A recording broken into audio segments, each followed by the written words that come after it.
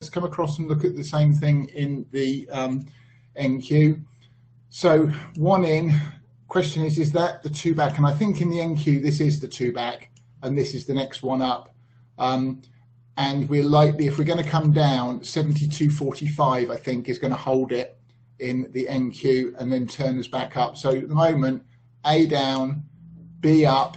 This is the zone, the blue marked zone needs to hold for the B. Above there, then I think we're getting a diagonal in the NQ for the next move up. Doesn't look so pretty.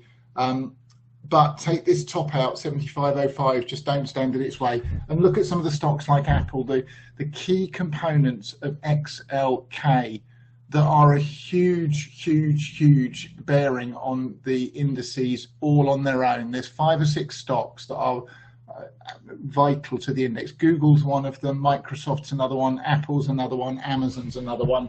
And they are not anywhere close to threatening their bullish patterns and look like they want the next leg up to me in many cases. So that's what we got in the NQ. Now the Dow Jones is interesting in that it has come up, it's just shy of a double top. So it almost took the top of this one out. It's not a 1-2-1-2 pattern in the Dow Jones because we took this 4 out here. We came deep enough, 38.2, spike and reversal through it intraday. It would look better. We've hit the 2.0 extension. If I count a 1, 2, I can make a 3, 4, 5. It would look better if it holds this support region, comes up here into the blue box, and then gives us a 2 back against this move then, and then off. So the Dow appears to be leading this next leg up.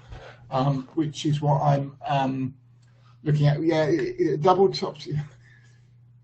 It hasn't actually hit it, so but it doesn't really matter, quite honestly, Mike.